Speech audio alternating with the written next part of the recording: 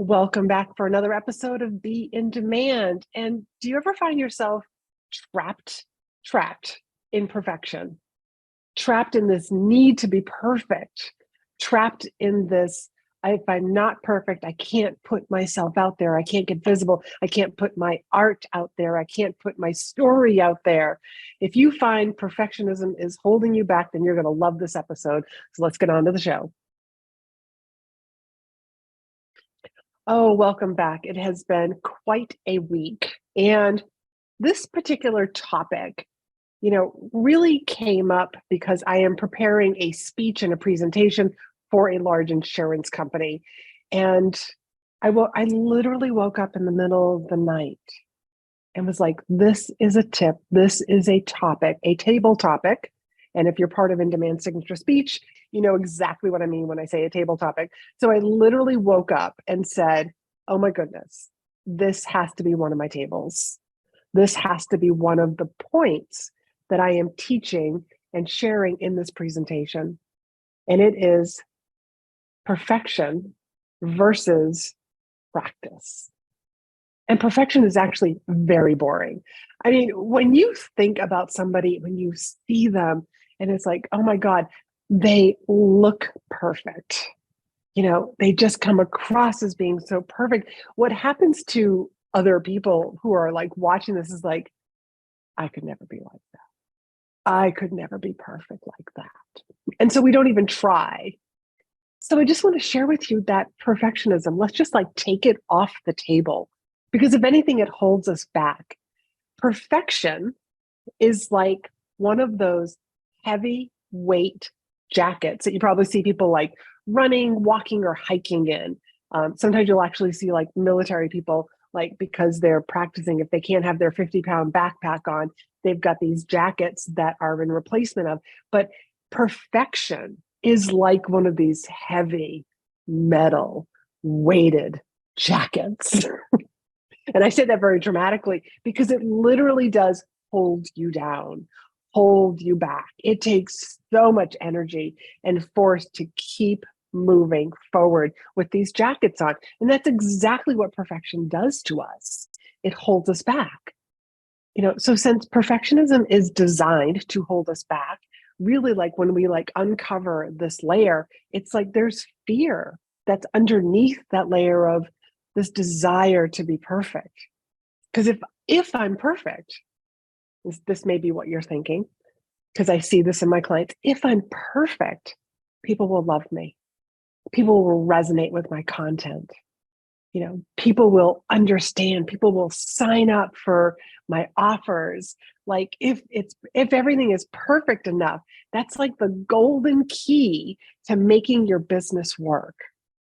And I'm here to tell you that perfectionism is unattainable, because even if you think something is perfect, you'll always be like, yeah, but if I had just done this, if I had just said it that way, like it's almost like fine art.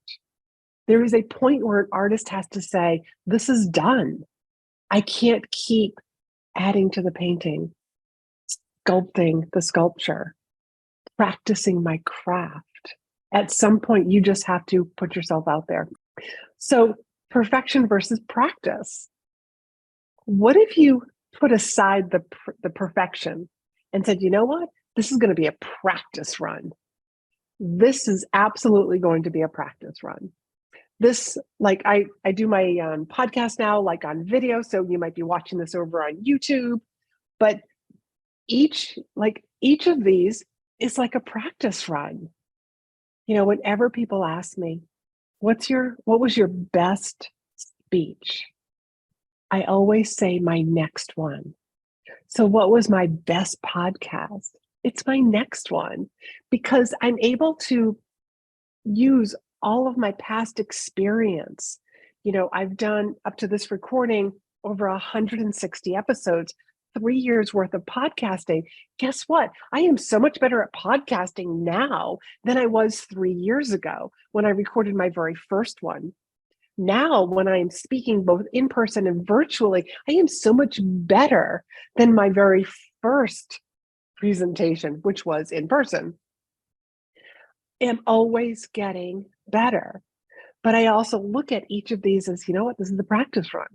This is a practice run. So what would happen if you looked at whatever you were doing today, whether you're writing, you're speaking, you're guesting on a podcast, you're going to do an IG story, an IG live, a Facebook live, you're going to create some video, you're going to create a course, you're putting yourself out there. What if you just looked at it as this is a practice run and see what happens?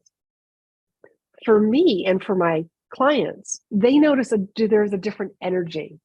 There's a different energy that you show up to when it's like, hey, this is a practice run. I get to learn from this moment, from this practice run, versus I got to do it perfect. Because if I don't do it perfect, if all my ducks are in a row, then I can't put myself out there. I got to make sure that everything is just to the T. That almost sounds so hard. And having a practice run actually can sound a lot of fun. So practicing is like a dress rehearsal. And my husband and I just went to a play that ran for about 2 weeks. We saw it the night before it was about to end. And it was two very well-known people from Hollywood, a male actor and a female actress. There were 2 scenes, and it was about 70 minutes, I believe is what it totaled. And for 70 minutes, the 2 of them talked back and forth.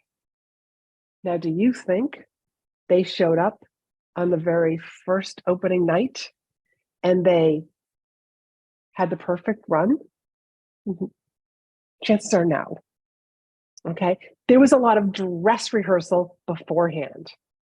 I bet with each show, each night, it got better and better and better until they were both like in their place, so comfortable with their character, so comfortable with their tones and fluctuations and the jokes and the pausing from audience laughter, that is.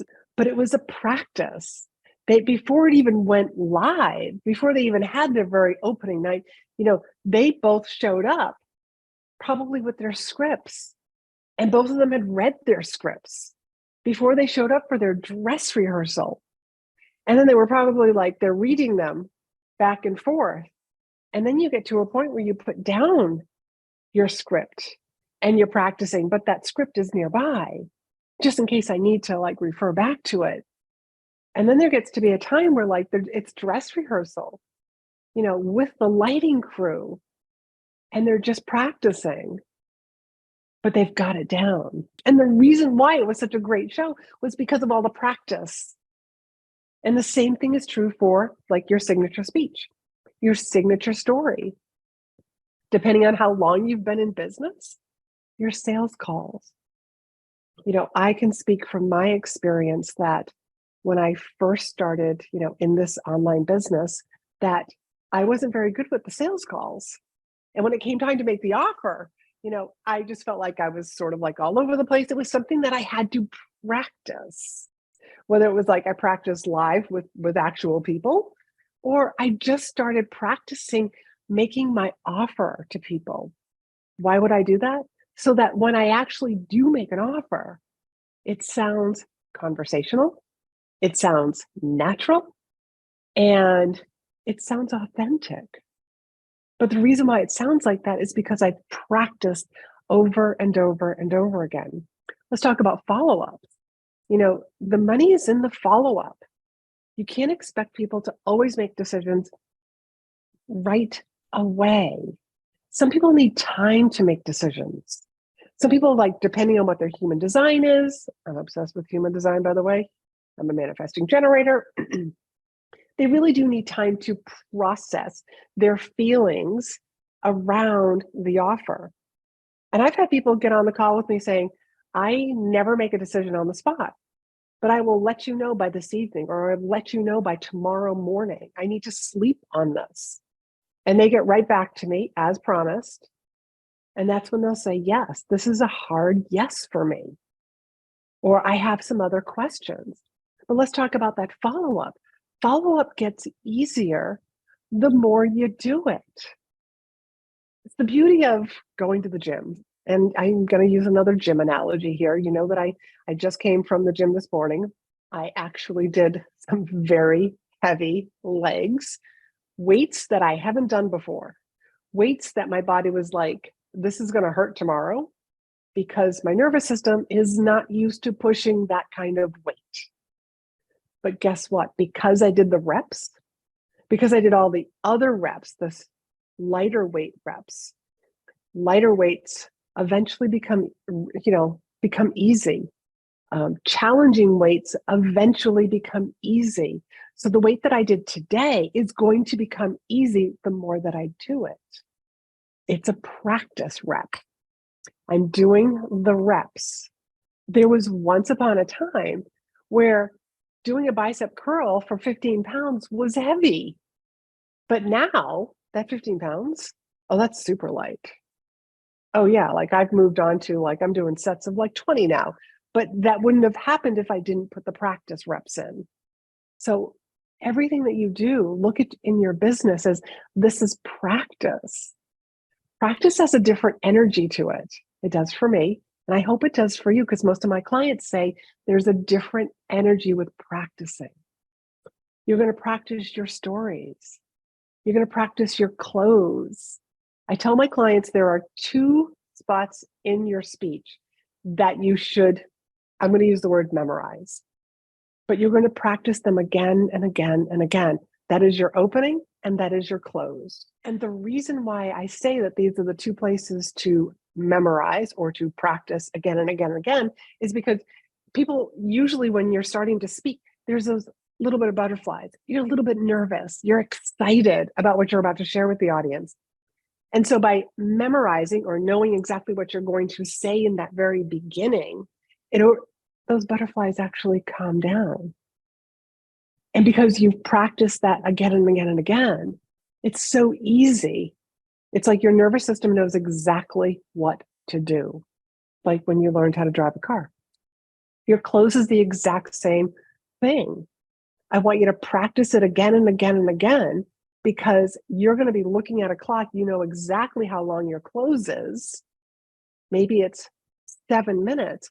You look at the clock, you're like, I got 10 minutes left. And you might finish one tip, and then you're going to go into your offer and into your close. And because you've practiced it so many times, sounds so conversational. It sounds so natural.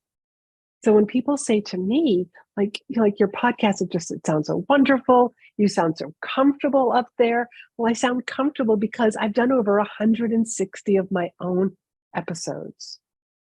That doesn't even count the number of episodes I've been a guest on, the number of audiences and the number of people that I've been in front of speaking. So practice versus being perfect. And there's one other thing that I want to make sure that you walk away with today, and that is don't confuse that awkward feeling. Whenever we start something new, whenever we try something new, whenever we're developing a new skill, it can feel awkward. This doesn't feel comfortable. And a lot of times we misinterpret that awkward, uncomfortable feeling with, I shouldn't be doing this. And all that is fear taking over. But what your job is to speak to that fear or that awkwardness and just say, it's only awkward because I haven't done it before. Depending on how long you've been hanging around me. I mean, my first podcast, I was recording in my walk-in closet, speaking to the sweaters. And I remember just like, I came out of the closet after like only like a couple of minutes of trying to record. And I was like, I can't even do this. I'm a professional speaker. I've mastered Facebook Live, and speaking, and I can't do a podcast. And instantly I had the thought of, no, Laurie-Ann, your podcast recording muscle is weak. That's all. What would help you? So I took a picture of me and a friend. We were on vacation. And I put that picture on the shelf and I spoke to her. That was how I recorded my very first podcast. But even if I go back and listen to that, it's very different than what I'm recording now because I've recorded so many episodes. I've done so many reps. So don't confuse that awkward feeling with you shouldn't be doing this. This is not right. This is like, let's go do something that's more comfortable because anything new is always going to feel awkward. So I hope that you found this episode helpful. It's all about practice runs and not being perfect. Go for the practice, not for the perfectionism, and you will see yourself, trying new things, getting out of your comfort zone, building new skills, building muscles. When I say muscles, like you're teaching your nervous system new tricks. This is something that a lot of my clients come to work with me for because they're actually scared, afraid of speaking in public. And I tell them it's only because you haven't done it. And it's only because you got that little judgment that's up in your mind that's holding you back. The one thing that will help you with that fear is knowing what you're going to say. And that's why a lot of my clients come and work with me because they don't know what to say. They don't know how to craft a memorable presentation. So if speaking has been something that you have been wanting to do, to actually share your story, to share your message, book a call with me. Or down below, you can get on the wait list for the next time I run In-Demand Signature Speech. In-Demand Signature Speech is my signature program where you actually week by week will write the different segments of a presentation, of a compelling, captivating, and most importantly, converting presentation so that you have your audience raving about you, remembering you, and referring you all day long and beyond. So I hope that you found this helpful. Let me know how I can help you. And let's continue this conversation. Feel free to DM me over on Instagram. It's LaurieAnn, spelled the long way, .Murabito. You can find that down in the show notes. And if you send me a comment, it's me that you're going to hear from. It's never a staff member. It's never a bot.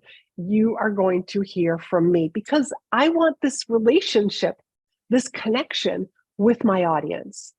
So go for the practice runs this week, put aside that perfection, and let's see what wonderful things you can create. So go be in demand.